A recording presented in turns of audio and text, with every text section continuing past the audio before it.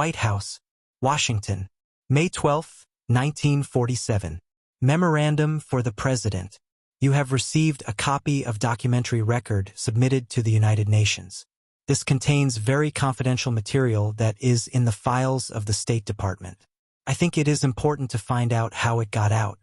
It is very damaging evidence that the Arab representatives now at UNO were allies of Hitler. There is also included in this material the diary of the Grand Mufti, which Justice Jackson found at Nuremberg.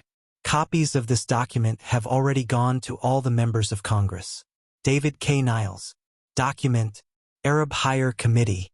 David, thanks, glad you sent it. I knew all about the purported facts mentioned, and of course I don't like it. We could lose settled this Palestine thing if U.S. politics had been kept out of it. Terror and silver are the contributing causes of some and not all of our troubles. The document referred to could have been used by us for the welfare of the world, had not our own political situation come into the picture. Surely Jewish God Almighty would give the children of Israel and Isaac, the Christians a St. Paul, and the sons of Ishmael a peep at the Golden Rule. Maybe he will decide to do that. PSF 160 Subject File, Foreign Affairs, Palestine 1945-47.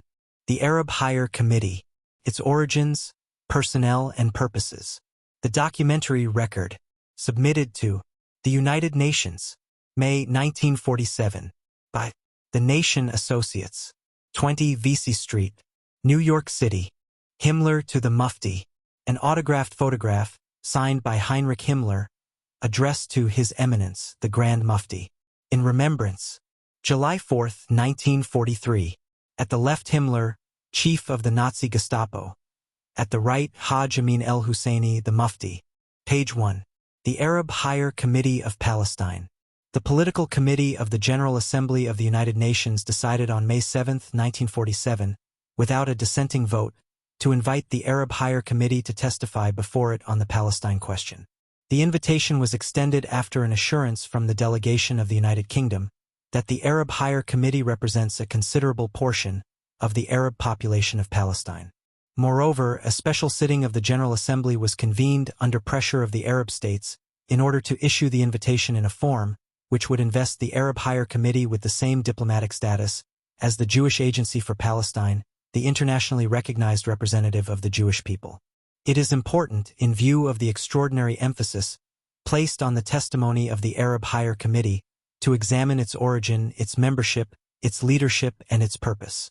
Committee appointed by Arab League.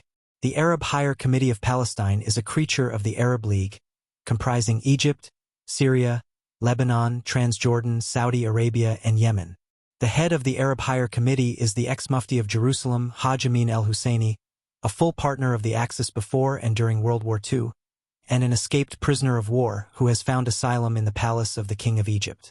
The Arab Higher Committee, representing the 6 Arab parties of Palestine, came into existence in 1936. A year later it was established that the Mufti and his associates in the Arab Higher Committee were responsible for the 1936 riots, which took a toll of hundreds of British, Jewish, and Arab lives. Accordingly, the Palestine government in 1937 declared the committee illegal and ordered it disbanded. Some of its members were arrested and sent to Seychelles. Others, including its chairman, the Mufti of Jerusalem, escaped to Syria, whence they continued to direct Arab operations. During his exile in Syria, the Mufti even succeeded in liquidating most of the Arab leaders of Palestine, who opposed him and his policies. Until 1943, no Arab Higher Committee existed in formal form. The Mufti, in the interval, had moved from Syria to Iraq, where he organized the revolt against the British in 1941. When that failed, page 2, he fled to Germany and there played his role as Axis ally in the war against the United Nations. In 1943, a number of prominent Palestinian Arabs made an effort to establish an Arab Higher Committee, but were prevented from achieving their purpose by followers of the Mufti who had remained in Palestine during the war and who feared that, in the absence of the Mufti, the new body would oust them from leadership. In 1944, however, the effort to establish an Arab Higher Committee was given stimulus when the Arab states, under British incentive, began to form what has now become known as the Arab League. In September of that year, political leaders from neighboring Arab countries came to Palestine to urge Palestinian Arabs to agree among themselves on the composition of an Arab Higher Committee. These attempts again met with failure, due in every instance to the opposition of the followers of the Mufti, who were hopefully awaiting his return from Germany and his resumption of leadership. A temporary truce was established in 1944, when Musa el-Alami, a mild supporter of the Mufti, was recognized by the Arab League as the sole representative of Palestinian Arabs, pending the formation of a Palestine Arab Higher Committee. A few months after VE Day, when the Husseini family, to their great astonishment, found that the British were reluctant to try the Mufti as a war criminal, they were emboldened openly to demand the return of the Mufti and his aides to Palestine. In this they were joined by the Arab states and the Arab League. In November 1945, the Foreign Minister of Syria, Jamil Mardam, headed an Arab delegation to Palestine, the sole purpose of which was to solve the problem of setting up an Arab Higher Committee. The Husseini family finally agreed to the establishment of an Arab Higher Committee, on the promise that the Arab League would induce the British to release Jamal Husseini, nephew of the Mufti, from his internment in Rhodesia as a pro-Axis leader. Assurance was also given to them that the chairmanship of the Arab Higher Committee would be held open for the Mufti on his return, and that the vice-chairmanship would be assigned to Jamal Husseini. When most of the seats had also been assigned to the Husseini family, the Arab Higher Committee was established. Leaders of the other Palestine Arab parties attacked the formation of the committee on the ground that it was unrepresentative. The Arab press demanded the holding of elections. No notice, however, was taken of these objections. Soon after its formation, however, the committee was boycotted even by some of its own members and was again dissolved. Page 3. In February 1946, Jamal Husseini was released by the British and permitted to return to Palestine. He immediately re-established the Arab Higher Committee and enlarged it to include some 29 members. But 2/3 of the membership was assigned to the Mufti's representatives, or supporters of his policies. Again, this action was opposed by the leaders of the 5 other Palestine Arab parties. 10 members of the Arab Higher Committee split with it and formed another group known as the Arab Higher Front, leaving the Arab Higher Committee to the exclusive possession of the Husseini family. In June of 1946, the Mufti escaped from his forced residence in Paris and reached Egypt. The Arab League, meeting then in Bludin, Syria, entered into negotiations with the Mufti and soon thereafter took things into its own hands and appointed the present membership of the Arab Higher Committee, establishing the Mufti as chairman, his nephew Jamal Husseini as vice-chairman, Dr. Hussein Khalidi as secretary-general, and Emil Guri and Ahmad Hilmi as members. The Arab League's relation to Palestine. The Arab League was established in February of 1945, and its principal function to date has been to demand the independence of Palestine and the ending of Jewish immigration and, in general, to prevent the implementation of the Palestine Mandate. In 1945, the member states of the Arab League adopted the following resolution on Palestine. At the end of the last war, Palestine, like the other Arab states detached from the Ottoman Empire, was liberated from Ottoman domination. Having become autonomous, she was no longer dependent on any other state. The Treaty of Lausanne proclaimed that her fate would be settled by the interested parties. But if Palestine has not been able to order her own destiny, it is nevertheless true that it is on the basis of the recognition of her independence that the Covenant of the League of Nations in 1919 settled her status. Her international existence and independence, therefore, cannot de jure be questioned any more than can the independence of any other Arab country.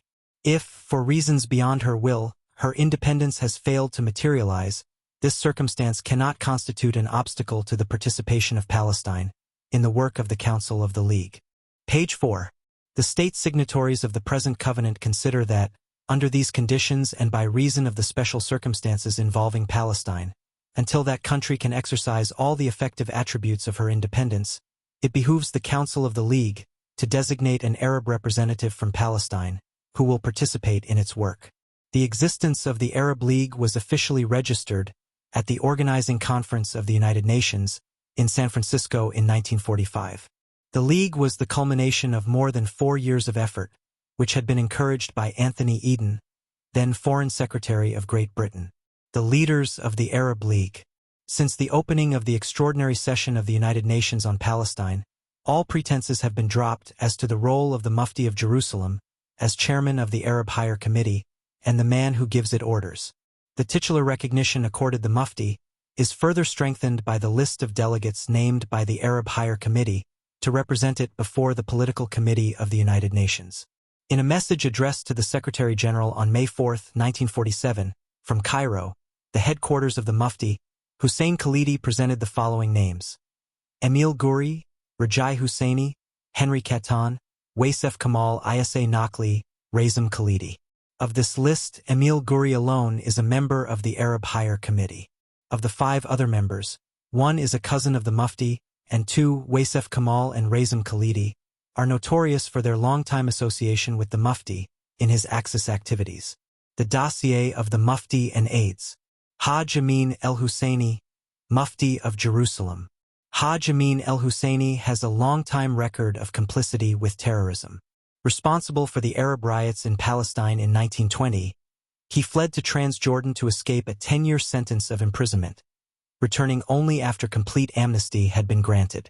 In 1922, he became the Mufti of Jerusalem and later the President of the Supreme Muslim Council, during which period he had at his page 5 disposal more than £100,000 a year.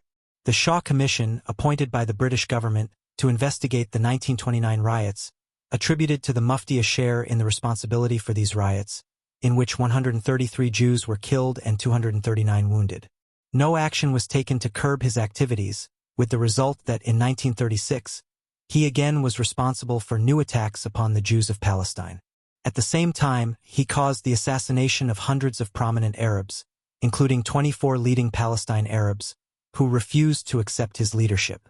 The captured files of the German High Command in Flensburg at the war's end reveal that the Arab riots of 1936 in Palestine were carried out by the Mufti with funds supplied by the Nazis. The report states, "Only through funds made available by Germany to the Grand Mufti of Jerusalem was it possible to carry out the revolt in Palestine." Following his escape from Palestine to Syria and later to Iraq, he and his henchmen were directly responsible for the anti-Jewish pogrom, in which almost 400 Jewish men, women, and children were stabbed or brutally clubbed to death in the streets of Baghdad. An investigating committee appointed by the legitimate Iraq government, following its restoration after the revolt in 1941, declared that the causes of the disturbance are, in the opinion of the investigating committee, Nazi propaganda emanating from the following sources: 1. The German League. 2. The Mufti of Jerusalem, and his henchmen who followed him to Iraq. This man was accorded enthusiastic reception in Iraq, and has turned it to his own use to disseminate many-sided Nazi propaganda.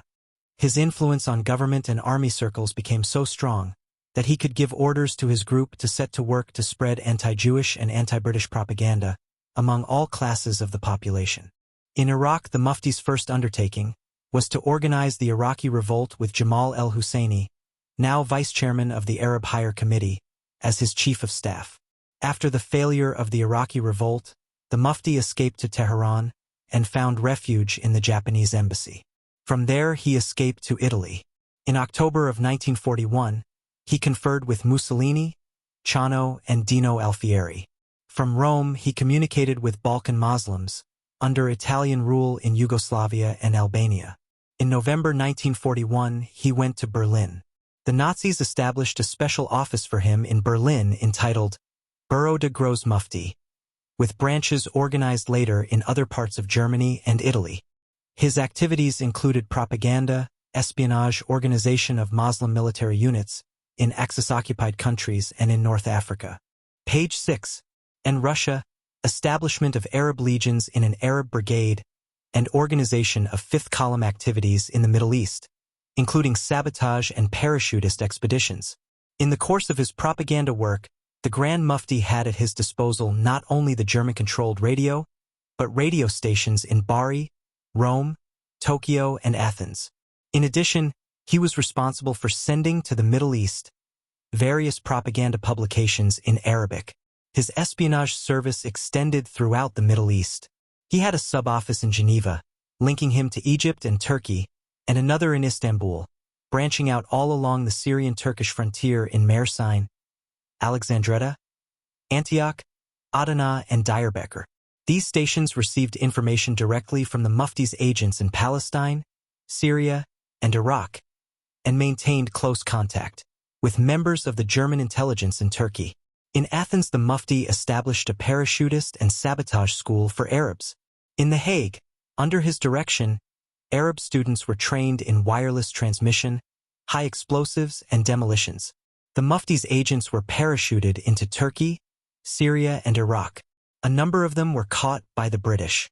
On a number of occasions, these agents, with the help of local Arabs, cut telephone and pipelines in Transjordan and Palestine, and sabotaged railways and bridges in Iraq.